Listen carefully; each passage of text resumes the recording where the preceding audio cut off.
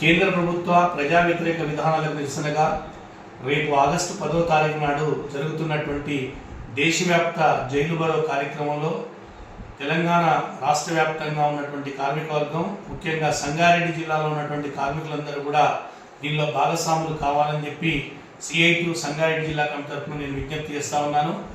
కేంద్ర బీజేపీ ప్రభుత్వం ఇలా కార్మిక వర్గ హక్కుల్ని అందించేటువంటి విధంగా కార్మిక చట్టాలు 100 సంవత్సరాల పోరాటం ద్వారా వచ్చినటువంటి చట్టాలని మొత్తం రద్దు చేసి వాటి స్థానంలో 4 లేబర్ కోడ్లను తీసుకొచ్చింది. ఈ 4 లేబర్ కోడ్లు ఆల్రెడీ అమల్లోకి రావడం ద్వారా ఇలా కార్మిక సంఘాల యొక్క ఉనికికే ప్రమాదం వస్తూ ఉంది. కార్మిక హక్కులు హరించబడతా ఉన్నాయి. పర్మనెంట్ కార్మికుల యొక్క స్థానం లోపల ఫిక్స్డ్ టర్మ్ కాంట్రాక్ట్ కార్మికుల్ని వాడుకోవడానికి చట్టబద్ధత కల్పించారు. అట్లనే కాంట్రాక్ట్ వ్యవస్థ అనేటువంటి దాన్ని మరింత ఘనీభవించేటువంటి పద్ధతులలో, కాంట్రాక్టీకరణ పెంచే పద్ధతులలో చట్టాల లోపల మార్పు తీసుకొచ్చారు.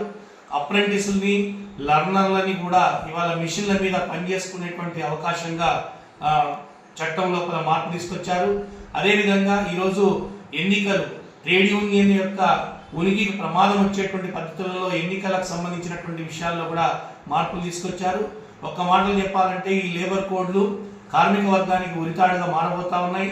కార్మికుల యొక్క హక్కుల్ని హరిస్తూ ఉన్నాయి.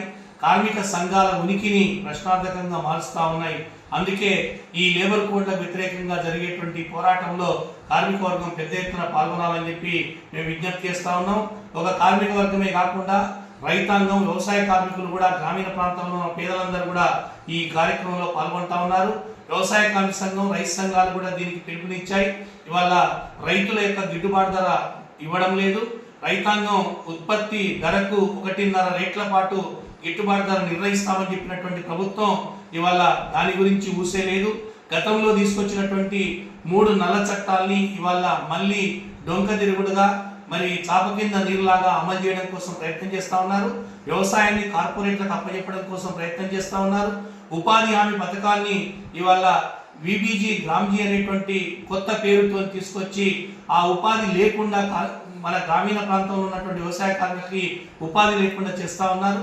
అందుకే అటు ఉపాధి కూలీలు కానీ, ఇటు రైతాంగం కానీ, అదేవిధంగా కార్మిక వర్గం కానీ తమ హక్కుల రక్షణ కోసం, తమ యొక్క ఉనికిని కాపాడుకోవడం కోసం, తమ వ్యవస్థను కాపాడుకోవడం కోసం ఈ జైలు బరో కార్యక్రమంలో పెద్ద ఎత్తున పాల్గొనాలని చెప్పి విజ్ఞప్తి చేస్తా ఉన్నాం.